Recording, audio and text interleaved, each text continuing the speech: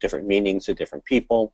And this particular talk, about half of it goes into kind of the philosophy behind why we do modeling and how that impacts how we do simulation at the under the skin level. So I did want to kind of emphasize that most of the discussion I'm going to be having is about the underlying biological processes that determine physiology and pathophysiology, and our kind of difficulties in being able to control that. Just a little bit of additional background. So as Dawn mentioned, I am a clinician. I'm a trauma surgeon by training, and I have that explicit clinical focus that underpins kind of the directions that I go, even though they seem to have kind of wandered quite far afield from what my original training was. So as an initial disclosure, I actually am a consultant for a company called Immunetrics that's based in Pittsburgh that does large-scale in silico trials of various disease processes related to inflammation. And just a word of warning, as a surgeon, I have to kind of always give like a gross operative slide, so those of you with more sensitive dispositions, consider yourself warned.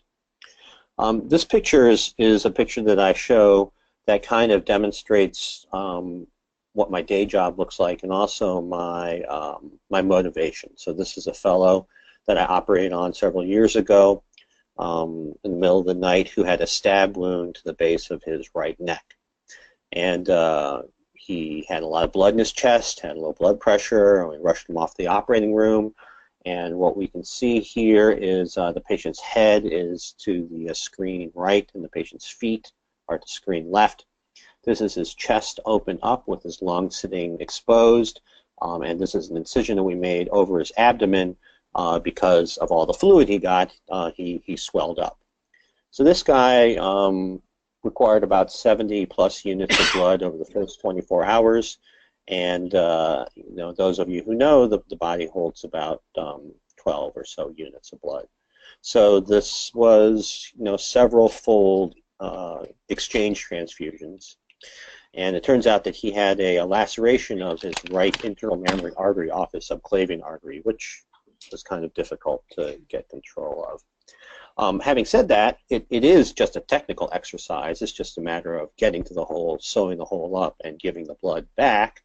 But while I'm doing all this, I am, thinking about what sorts of things I can't control and what are actually going to be the primary determinants of this patient's survival over the several expected months that he's going to be in the ICU. So the body responds to this kind of insult by activating systemic inflammation with all the consequent downstream effects of that. That leads to multiple system organ failure, opportunistic infections, ventilatory requirements, kidney failure, etc. And the unfortunate fact of the matter is that I can't actually control any of those processes. I can just support the organs as best I can, treat infections as they come up, and hope that the body eventually is able to correct itself. And that's very frustrating, and the inability to manipulate that pathophysiologic process is what prompted my interest in doing this work, because the fact of the matter is, after 30 years of research, there is not a single FDA-approved drug for sepsis and multisystem organ failure. So that's frustrating. So encompassed in that problem are three primary, almost epistemic challenges that face biomedical research today. There's the translational dilemma, commonly known as the valley of death of drug development. There's this most recent epistemic crisis, which is the crisis of reproducibility, which we'll talk about in a second. And then there's this goal, this punitive goal that people want, which is personalized or precision medicine, which I define using the meaning of those words from the dictionary as the right drug to the right patient and the right time. So let's go through each one of them very, very briefly. So I think most of you have seen some variant of this particular gap, this particular diagram, which is the translation gap between the amount of money that's being spent on R&D and the ability to actually get drugs to market, right? And that's not even withstanding what constitutes a good drug or not. You know, I'm not necessarily a math guy, but these types of things, you know, this gap is not good, and is the source of a great deal of frustration in those people who are looking for how we can take all the advances that are being done at the lab and turn them into effective therapeutics. And so why does this exist? So at some level, you know, all our scientific knowledge goes back to the 17th century, and this idea of a scientific cycle that was initially described by Francis Bacon and promulgated by Newton and all those Enlightenment guys, and this idea that you make observations of the world which were reflected as data, you analyze that data to make associations, impute correlations and patterns, and then you interpret those patterns with some sort of cause, which is hypothesis formation, some assumption that there's a generative mechanism that is there, and then you test those mechanisms with experiment. And this particular process has worked, you know, very well for science. It's how technology arises, and basically our sum total of scientific knowledge arises from some variant of this particular cycle. And yet, for the last 25 years or so, this system doesn't seem to be working as efficiently as it should for biomedical applications. And the question is why? So, as a physician, I have a tendency to try and do, you know, diagnoses, and I come up with a couple of possible causes, one of which is the increased complexity of the diseases we're actually trying to manipulate.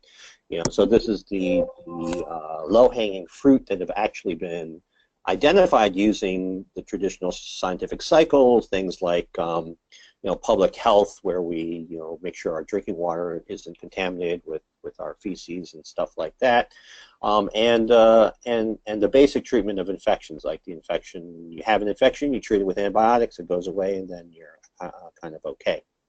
And the diseases we're dealing with now are much more complex, that represent actually alterations with respect to the internal dynamics of those systems, and their internal regulatory pathways. So things like cancer, sepsis, autoimmunity, Alzheimer's, regeneration, autoimmune disease, all these sorts of things represent alterations with some degree of internal factor, and therefore they're much more complex and not necessarily linearly reducible into a particular problem and a solution.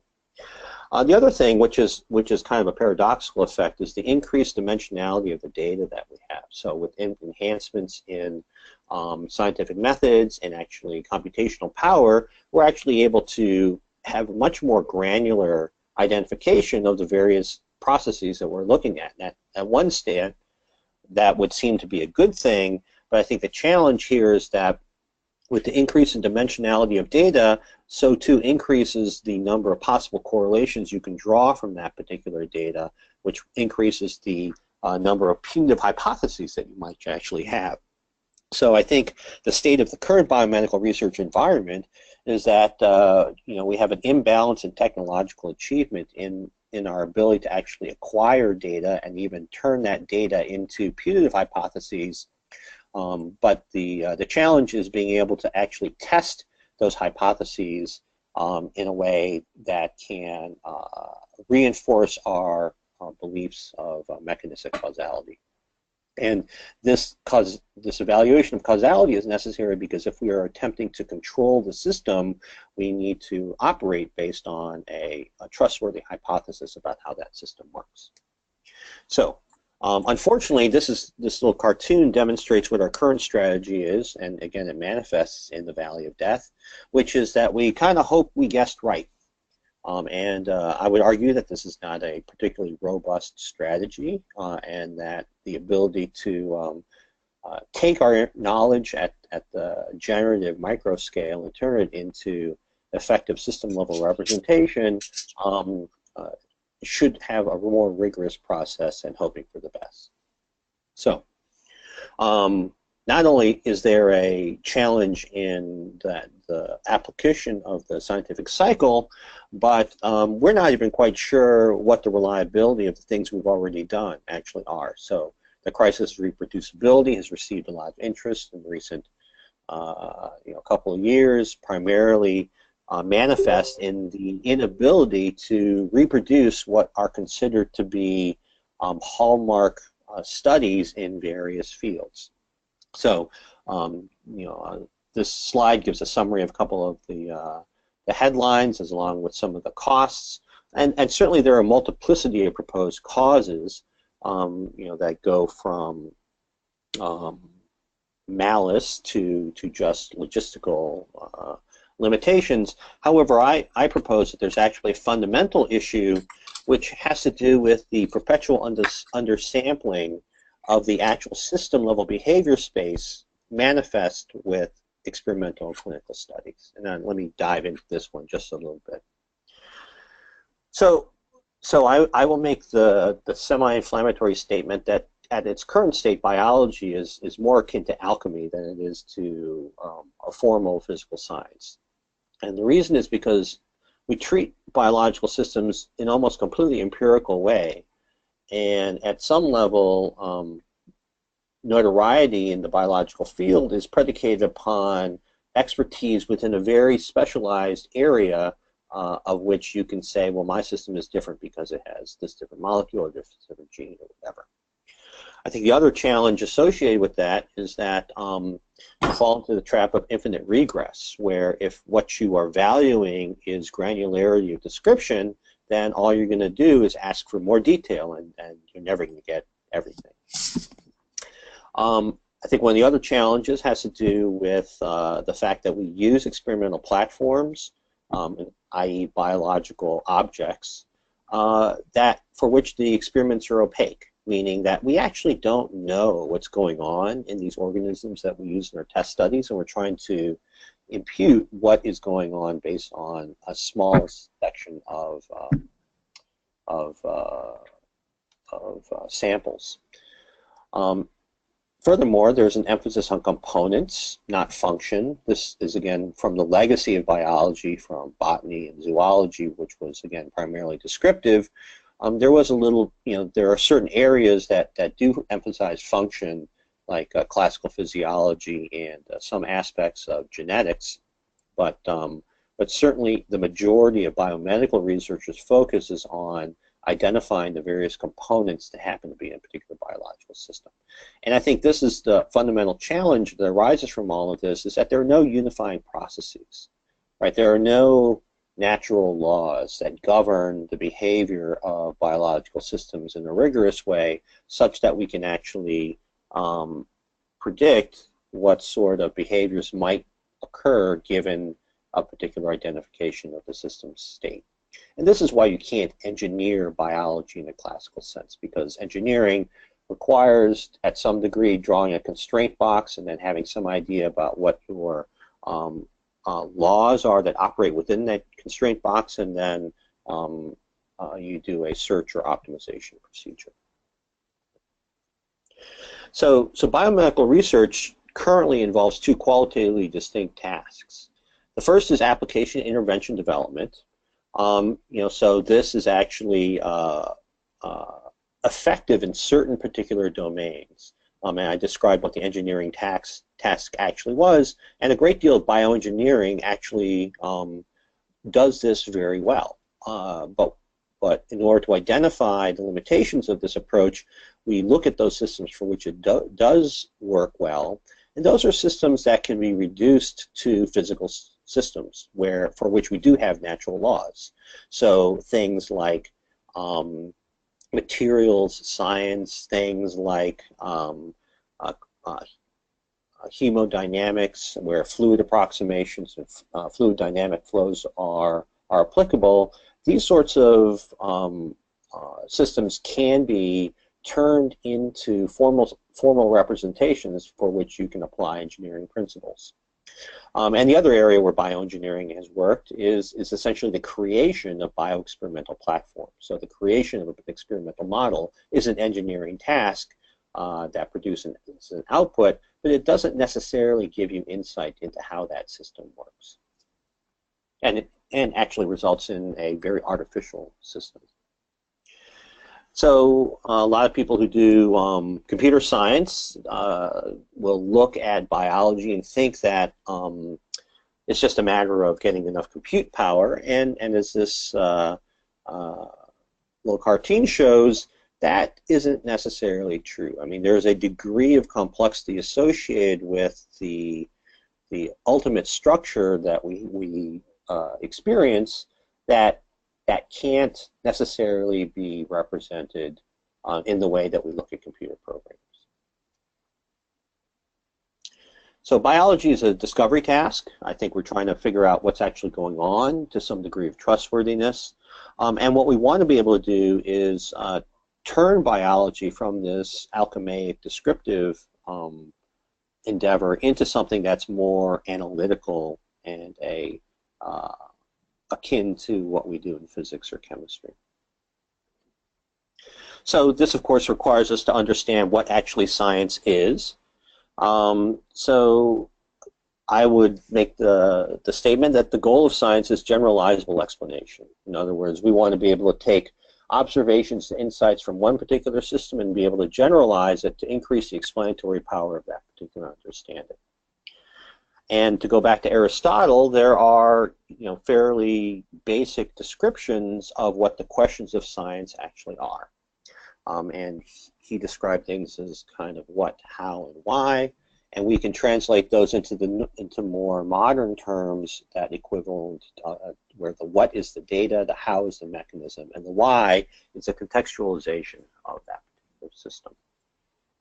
So we'll start with the what. So what is the what of biology? Well, the what is the description, right? And the description of any system or any biological system is its phenotype. It's the data concerning the properties of a particular state of that particular biological system.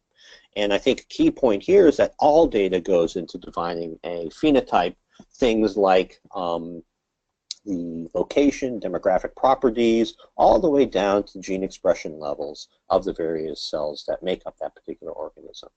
Any sort of state identification is a phenotype.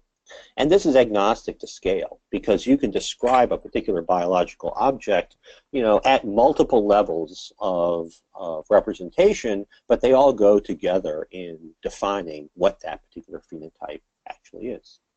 So here, the big data has certainly been a topic of a great deal of interest, and the power of big data is unimpeachable per se, but it's only part of the answer, because if we think back to the scientific cycle, it's just one part of that particular cycle, and the belief that big data can provide you all the answers is, as our friend Admiral Akbar says, it's a trap. And I think that we are starting to realize that what the limitations of big data are, and need to start thinking about what the next steps might be. So to go back to the kind of scale agnostic nature of description, this is kind of a fanciful biological paradigm drawn from one of my favorite authors, Jorge Luis Borges.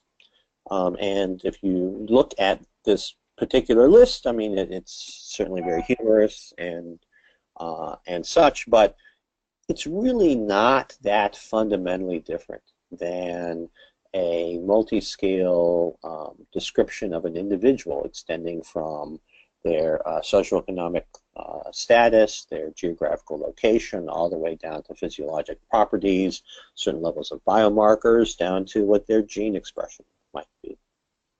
Personally, I like this one down here about that they look from a long way away like flies. So this type of difficulty in arriving at any sort of objective conclusion based on data analysis is manifest in this tale of two papers. So as a trauma critical care surgeon, I'm interested in shock and sepsis, and there was this paper several years ago from the GLUE grant group, a very large group of NIH-funded shock and sepsis researchers that said genomic responses in mouse models poorly reflect human inflammatory diseases. And this paper was reported in, I think, the New York Times, and there were many interviews, and there was a lot of gnashing of teeth and rending of clothes, and and the natural backlash, including this particularly creatively titled paper, which said genomic responses in mouse models greatly reflect human inflammatory diseases. So I think neither one of these groups is necessarily wrong. They just chose different data analytical algorithms to do that. And there's no way that you can say one is right versus one is wrong, because they are both appropriate with respect to the context and the algorithms that were used to make that analysis.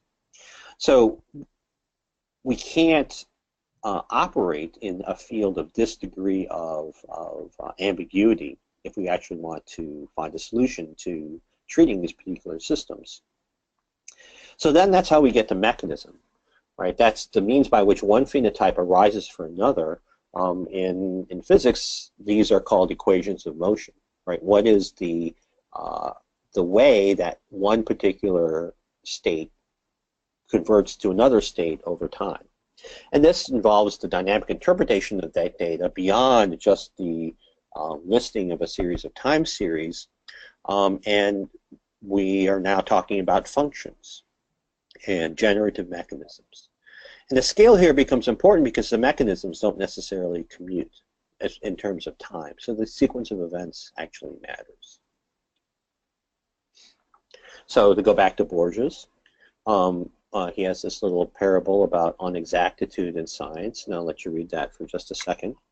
But I think the key point, of this particular message is that the quest for increased fidelity of representation, which is a natural sort of thing because that's kind of what we have a tendency to believe, does lead to a epistemic dead end, because if the thing that we come up with as a representation of the thing we want to study is exactly like the thing that we wanted to study in the first place, then that doesn't really provide us any additional information. So science, at some level, is a selective abstraction, and this again goes towards the generalizability of a particular belief of how a system actually is, and how everything can't be its own unique type of thing. Abstraction is a pathway to theory, and the theory is what binds together the different phenomena that we see in the world. And more importantly, more important than saying what is possible is it functions as a constraint that says what is not possible. Certain types of behaviors or states are just not allowed based on how we think that system works. So how does this actually relate to biomedical research as we perform it? So this is a standard biological experimental workflow where the dashed arrows represent inferred knowledge, which is an injective relationship if we're talking about like sets and stuff like that. So we have in vitro experiments that we do, and we find some knowledge and we impute that they are happening in the in vivo system. We do more experiments and then we infer that that knowledge is somehow conserved when it is moved up to a different organizational scale. And the question is, what is the justification for this translation of knowledge? Right? Upon what basis can we say we are able to do that? And this leads to the second question is, what is similar? What sort of similarity is maintained as you move from one set to another set of biological objects? So the classic way of doing this is in a descriptive fashion, where the sets that we identify at one particular level are the components that make up that particular object, the genes or molecules or tissues or whatever, and we assume that those components translate across or are present in the next set, that somehow that's similar. Well, as the studies showing the mouse response to inflammation suggest, you really can't say that, right? Because you're not quite sure, because the components may not necessarily do the same things in one context as they do in another context. right? So this particular uncertainty limits our ability to make that statement of similarity. And these are partial functions at best, because again, our models are opaque.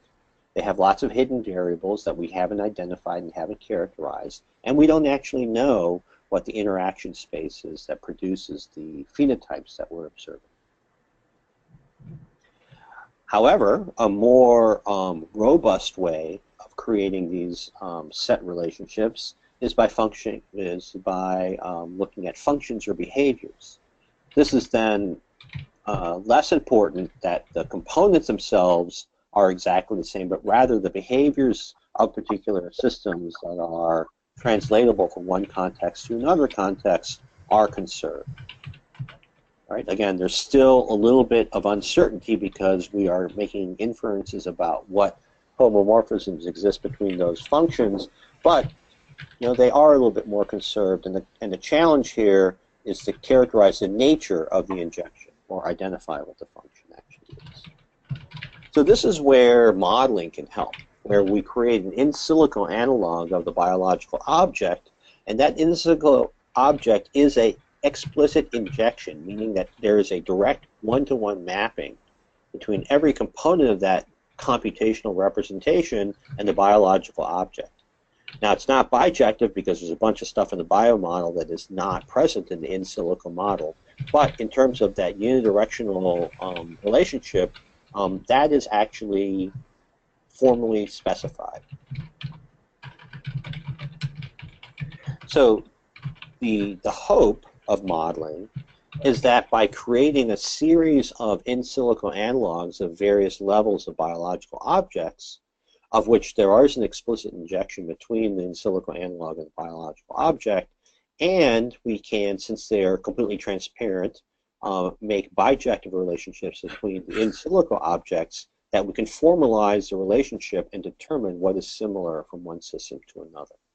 And this allows us to think about the computational representations of the system as essentially little theories that represent what is conserved and similar from one system to another. Now, one of the dangers associated with modeling, again, comes from what the role that modeling plays in the formal engineering fields, in which the higher fidelity of the model very often is a marker of its ability to be precise. And when we're performing engineering tasks, that precision is important because we're making direct inferences between the structure of the models we use in the engineering task with whatever it is that we're trying to engineer.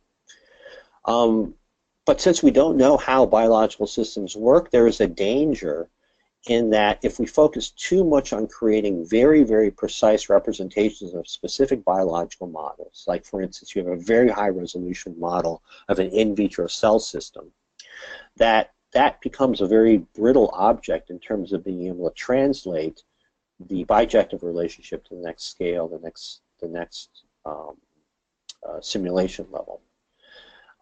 And the challenge here is that what happens is, since your target is an opaque object, you're creating essentially a reflection of that opaque object, and then you're back to the problem that Borges mentioned with respect to his little parable on exactitude in science.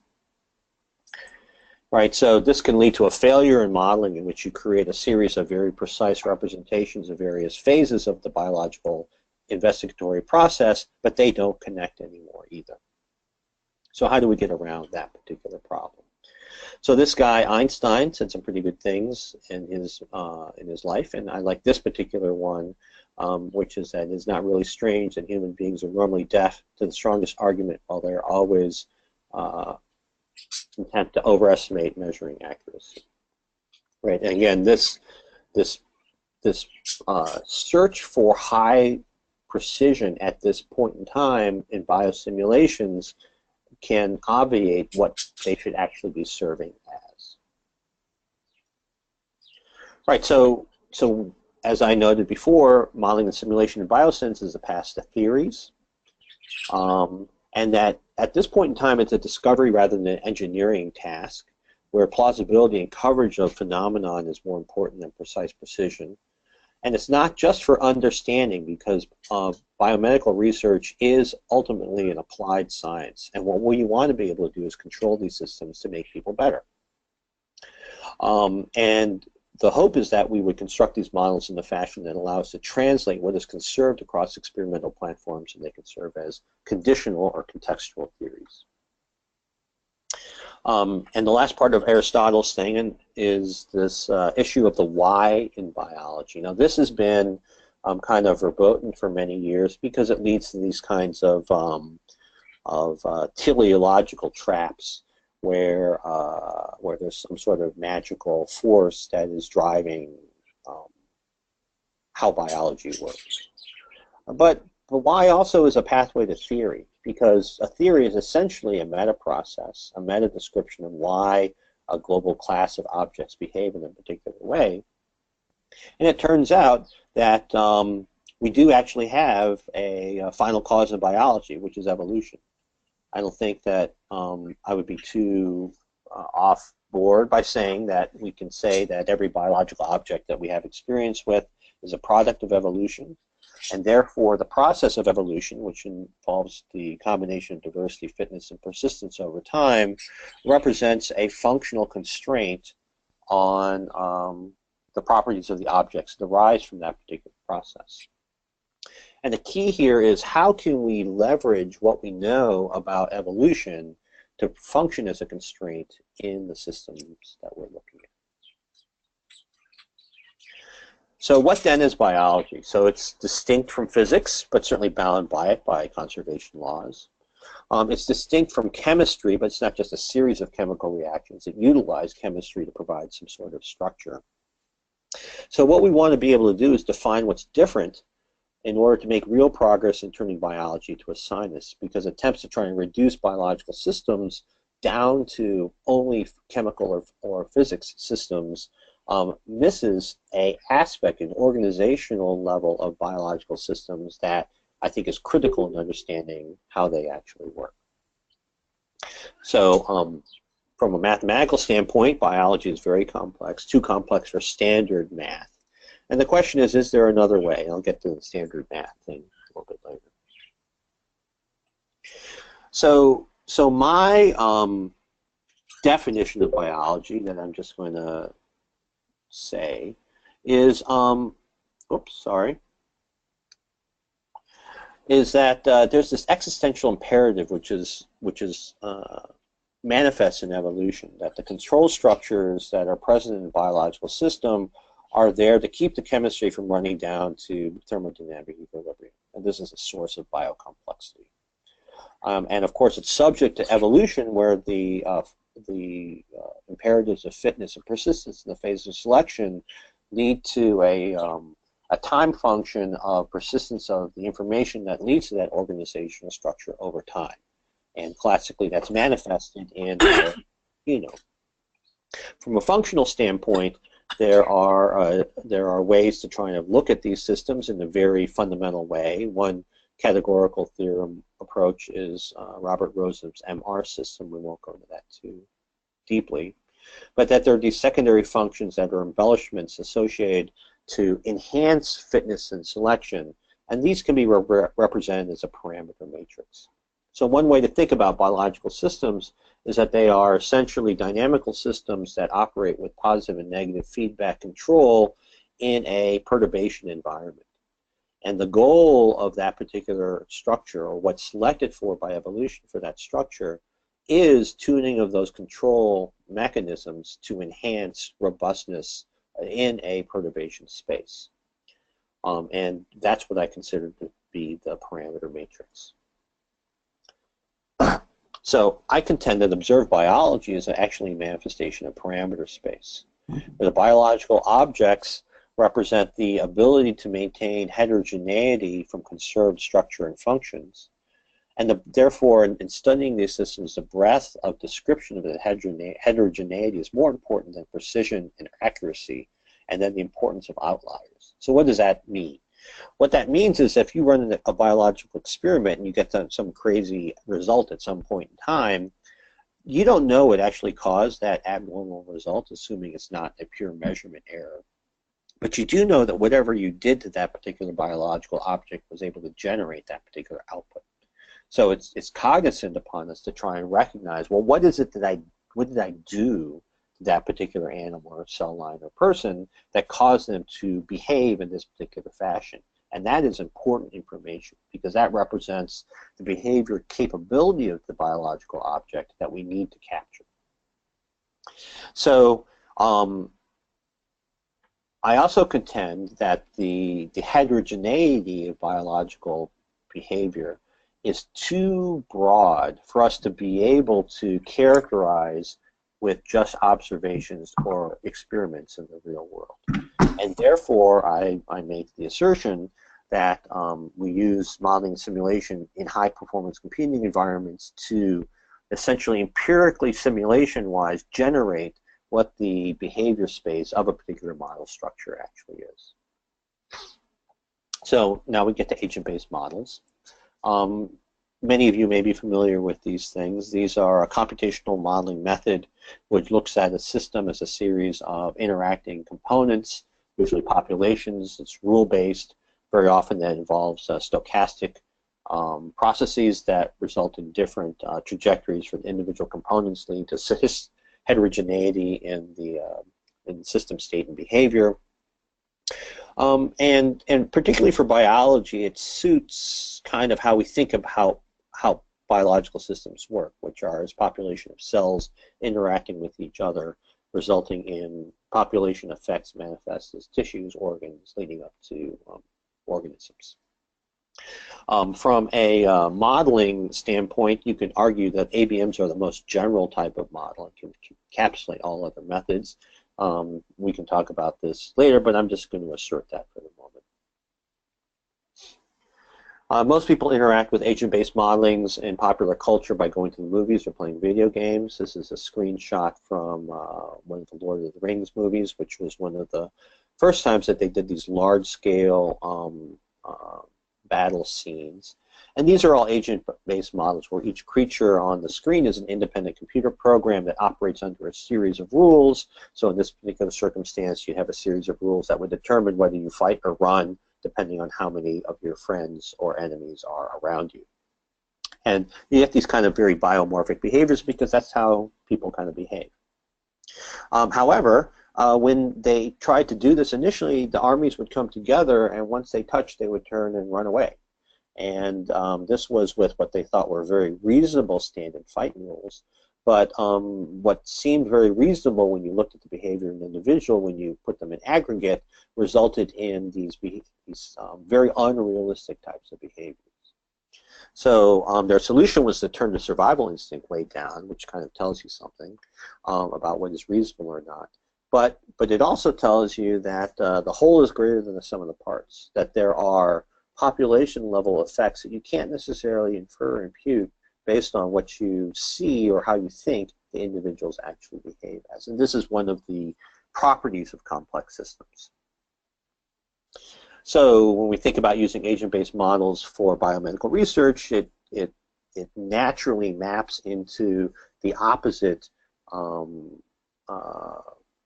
approach that we do for standard classical reductionism, where we take an organism into smaller pieces, and with agent-based models, at some level, what you do is you put Humpty Dumpty back together again, and you recontextualize that knowledge that you have into a computational object.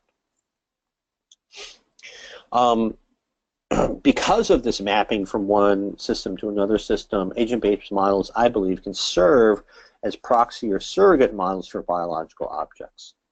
Now, this is a paper that we had about the use of optimization and control in agent-based models for biological systems.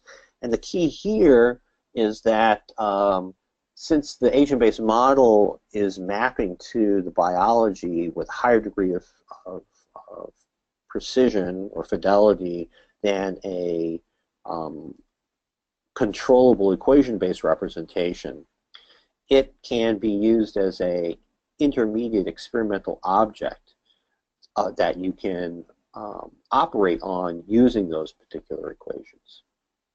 And we'll get this idea of using agent-based models as proxy or surrogate systems is very essential to what I'm trying to do. So here's an example of the nature of the problem associated with coverage of the possible states of behavior. So let's say that we have this behavior space representation A, which is represented by this kind of ill-formed gray blob. And B represents the sampling of that particular space by just observation. So in the clinical setting, for instance, it's just the number of clinical observations that we can make across the board with respect to a particular set of descriptors. And we would claim that that sampling is vastly smaller than the actual set of all possibilities that a person might have. Furthermore, if you try and do an experiment, you're examining these narrow slivers of that space, because by definition, if you want to have a good experiment, you want to control the variables, limit the phenotypes you're investigating, limit the amount of variability associated with that, so that you can get high fidelity representation of a small subsection, but it doesn't scale. The hope is that if you construct surrogate models of sufficient mapping to the biological system and you run lots and lots and lots of simulations of them, then you can better approximate what the possible behavior space of your biological system reference point. So over the last 20 years, I've made a whole bunch of agent-based models. This is a list of them. What I'm going to do is focus on sepsis today, because this is kind of our exemplar model case that we use in a high-performance environment to address some of these epistemic challenges that I've laid out in the first 3/4 of this talk.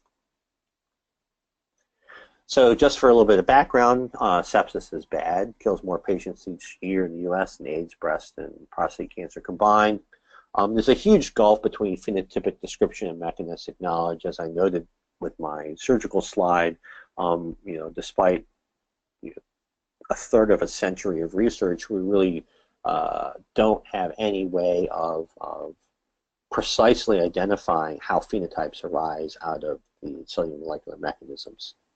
And clinical populations are heterogeneous, right? They have multiple different comorbidities, and we're very unclear about where individuals are in their time course evolution of the disease process when we see them, because we don't really know what T0 is. So the question, as we have with respect to all biological issues, is what is similar and what is different? Because what's similar is that they're all human beings, at least the clinical population is. Some essential biological structure is conserved, the same essential model structure of what constitutes a human being is there. And yet there's a difference in their behaviors, their trajectories. There's a difference in their functional responsiveness based on their genetic typing or epigenetic changes resulting from lifestyle choices or whatever, that can manifest as different parameters of that underlying control structure, that underlying model structure. So one of my first models was based on looking at sepsis as an interaction between endothelial and inflammatory cells. And this model, even though it's almost 18 years old or so, is still fundamentally correct. I mean, it doesn't include everything that people know, but there's nothing in it that has been demonstrated to be wrong. So looking at a dynamical system of this particular structure, which is basically a series of representations of the cellular molecular rules that are known or identified between these cell types, the question is, what are reasonable phenotypes of interest? So going back to the idea that clinical heterogeneity is a manifestation of parameter landscape, we realize that functional differences between individuals, which are manifest at different system-level phenotypes, have the same underlying structure. If we just look at the component list, there's too much overlap, and there's not enough granularity with respect to how that system evolves over time to be able to distinguish one from another. So the trajectories of it that an individual system can take are the things that are actually important. right? So this is dynamic behavior. So what we want to be able to do with this particular model as a surrogate system for systemic information is identify what the actual boundaries are of the parameter space that correspond to clinical sepsis. So when we think about the factors aside from the inflammatory response that go into this, the first is how quickly the system recovers from its damage, which is essentially a proxy for cardiorespiratory reserve. And then, since sepsis is very often associated with infections, there are certain properties of the bugs that, that affect how quickly and how aggressive that infection can take. And we can't specify de novo what one is or the other is. And then finally, we know that we live in an environment that we're constantly exposed to some sublethal level of contamination, and that contamination is not such that it kills everyone, or else no one would live. And therefore, we need to account for that particular process as well. So the question that arises is, what is the behavior space of sepsis, agent-based model, in terms of generating a realistic population of sepsis? And again, realistic here is at a very, very high level in general sense. So much so that we look at plausibility in the almost the coarsest terms possible. So we know that people don't always die the minute they have the most trivial insults. And we know that they're never so resistant that they can't be killed. So that results in a population level dynamic across a particular parameter set condition, that they sometimes heal, and sometimes they clear the infection but die nonetheless, and sometimes they have overwhelming infection. These actually correspond to the four major clinical phenotypes associated with sepsis, which are recovery, pro-inflammatory, systemic inflammatory response syndrome, death, and delayed immune compromise, multi-system organ failure, and then overwhelming infection. So what we did was we took that sepsis model and we essentially evaluated across a range of parameter space with 8,800 parameter sets evaluated, all these different conditions with or without antibiotics, resulting in about 60, 70 million simulated patients. Ran on a supercomputer, Cray XE6. So these are the results. So this is a plausible biological parameter set, where for each particular parameter condition we ran 100 stochastic replicates over 90 days of simulated time, which is what we think about with respect to survival from sepsis. And what we see here is that there is a range of insult or infection insult initially that results in survival, and a range that leads to almost uniform lethality, right? And this is what we see in a clinical population. You have some level below which you can heal from, and some level that's certainly going to kill you, and then in the middle, it's a bit variable, right? So this represents a plausible population outcome for a particular parameter set. Now, if we look across the entire parameter space, we can only represent 3 dimensions at a time. So each one of these graphs represents the plotting of the properties of the bacteria versus resilience.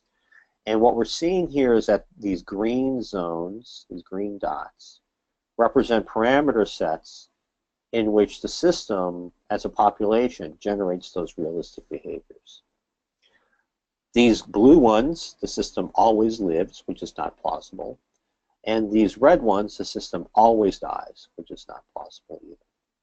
These black ones in here are systems that have a combination of different types of death, but miss a particular form of death in this fashion, and are not, and therefore don't necessarily represent plausible representations of what the real population looks like. When we look at those particular parameter sets and across their level of survival, because again, all we're trying to do is bound what the set of outcomes might be from a particular set of initial conditions, it does show that there is a ranking of severity of how fragile or resilient a particular parameter set might be, which corresponds to the ability of different individuals or classes of individuals to be susceptible to the infection or not. And interestingly enough, when we treat that with antibiotics, we kind of uncover this additional structure, which apparently is correlated with resilience levels, which again makes perfect sense.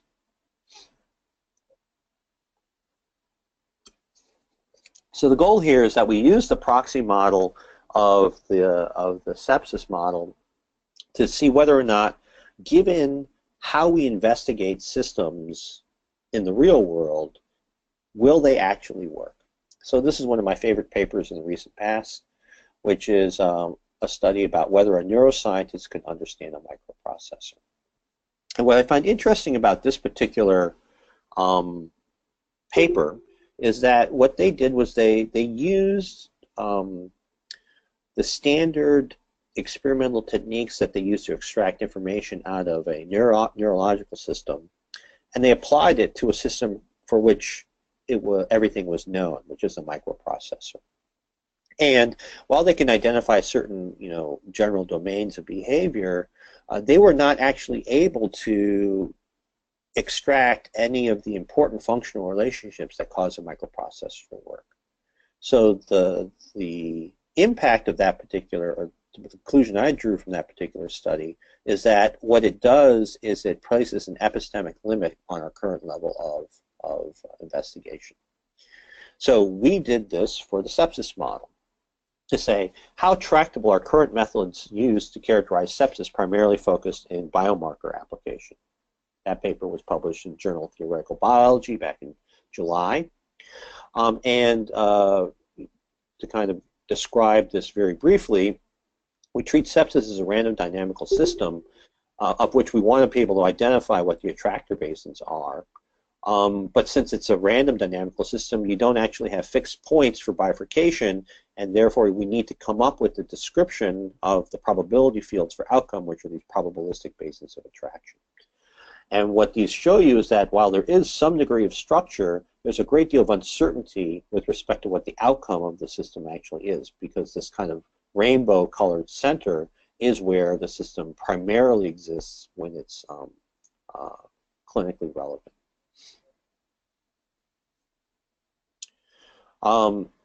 So the question is whether or not ongoing search for predictive panels of sepsis has any degree of futility. So with the agent-based model that has no hidden variables and complete data capture, we're able to test this system equivalent to what you would do for biomarkers and determine whether or not you're alive or dead. And the fact of the matter is that even with a system that's much simpler than the real world, we can't do that.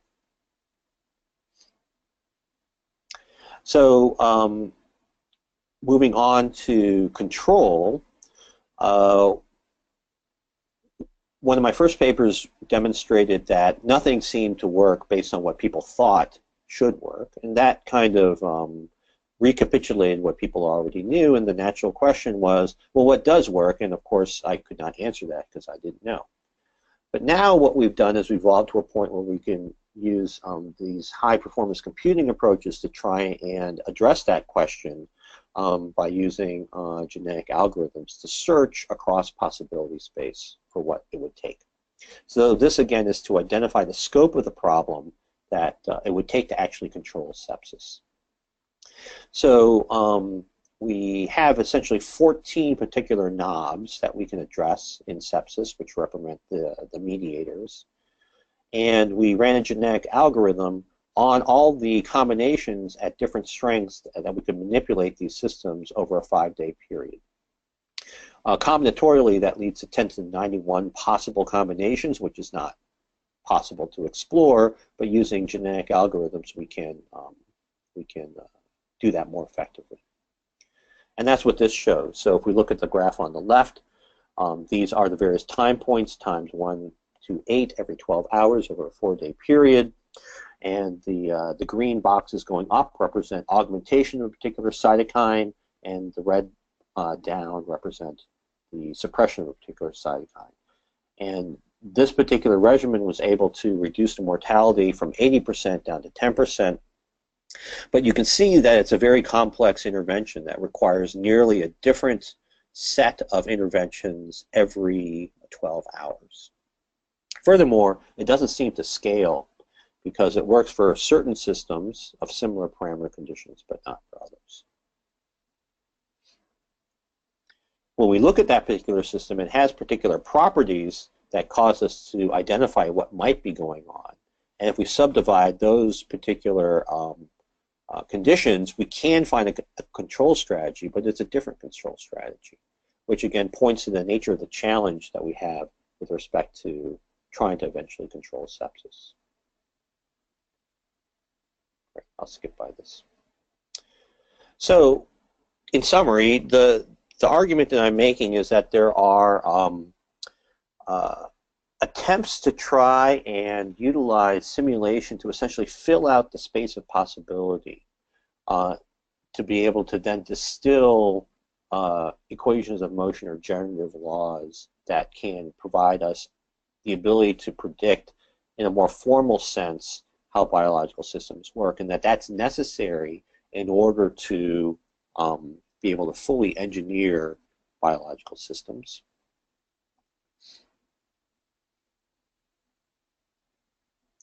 And that there are opportunities for new math based on how we do this by using formalized metrics to either characterize those behavioral space manifolds or topologies, application of more advanced methods like algebraic topology or geometry to classify the trajectories or characterize attractors.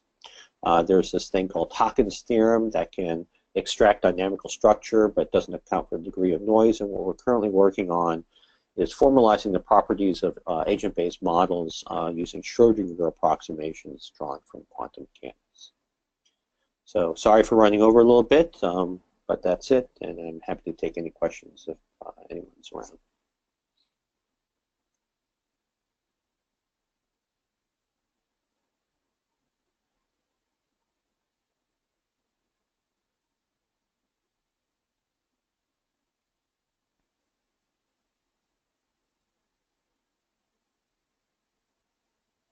Any questions? Gary, this is John Rice. Hey, John.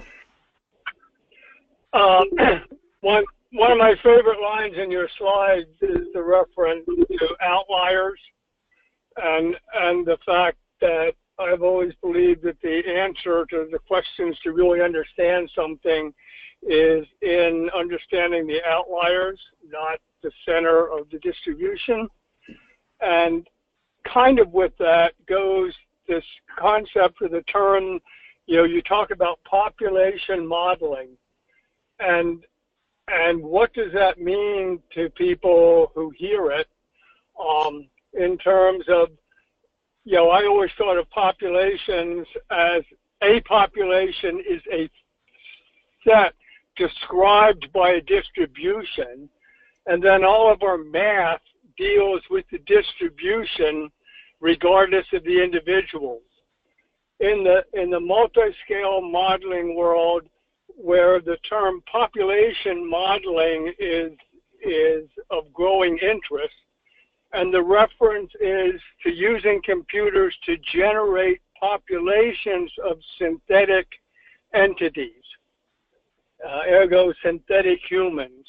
So when you talk about modeling thousands or hundreds of thousands of patients, so can you clarify a little bit or comment on that distinction of population being the distribution versus population being every single individual that was generated by the computer?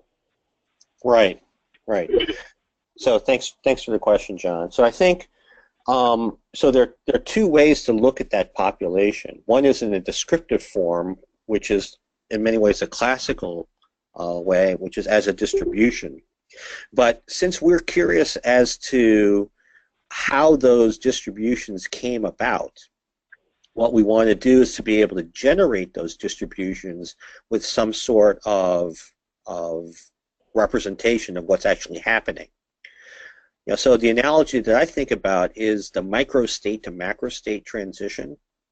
where if you look at the macro state as the population as a whole, right, and you can characterize that mathematically with a probability distribution function, the question is, well, where does that actually arise? How does that population distribution come about? And if you think then about the individual people within that population and the different trajectories that they might take over time, they represent the microstates and trajectories that make up that population representation. Now, this microstate to macrostate transition is, in my opinion, the fundamental thing that we can't do in biology, because the same dynamic exists when you go from cellular populations to an organism, right? So you can do microstate to macrostate transition in physics. That's what statistical mechanics is about. But we don't have an equivalent formalism that can take the representation that we have of the micro conditions, i.e. gene level, cytokine level, biomarker level, or whatever, and turn that into a macro representation that we characterize in a descriptive form. Yep. Does that answer your question? It helps, and okay. and I find it really difficult in the community of healthcare simulation training people, for whom simulation are the devices used to train, and how to begin to help them understand that there is so much more to models that underlie simulation than like whether it looks realistic. So it's just a really difficult thing to do, and I'm always looking for ways to try to explain it. So thank you, Gary. And all right. I got to go see a contractor here. Okay. All right. I'll catch you later.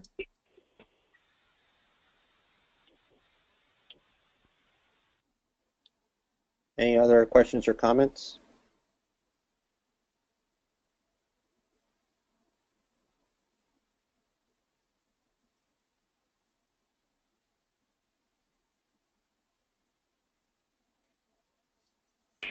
Hey, Gary, can you hear me? Yep, I can hear you.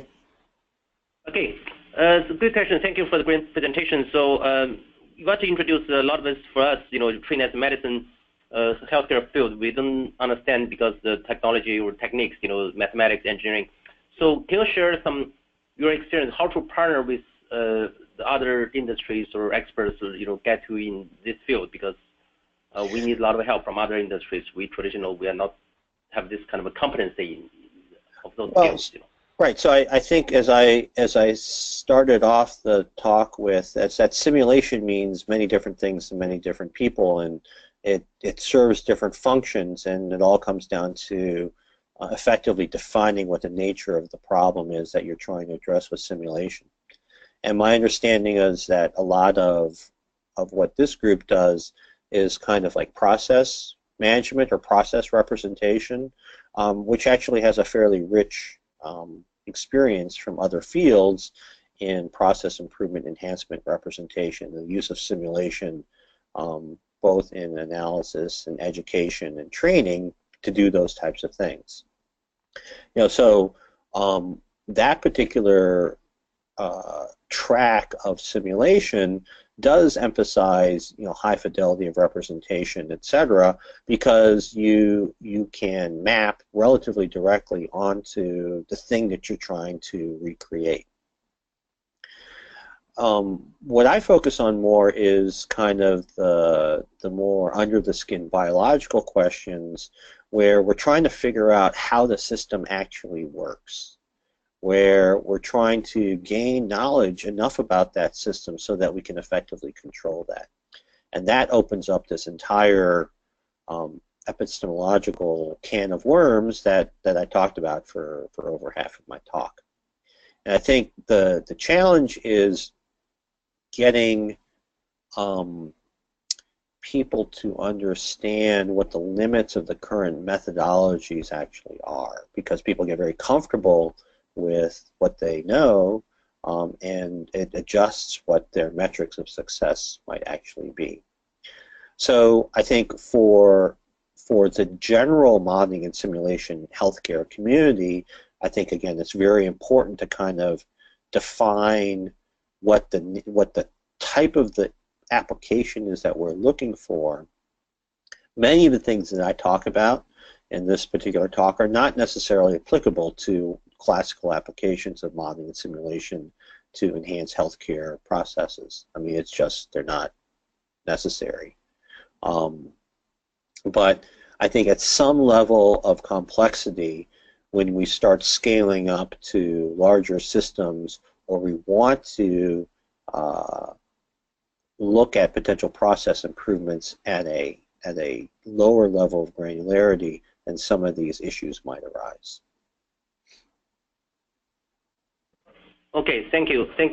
Because time is up, I think I want to. Do you have any other questions from the audience?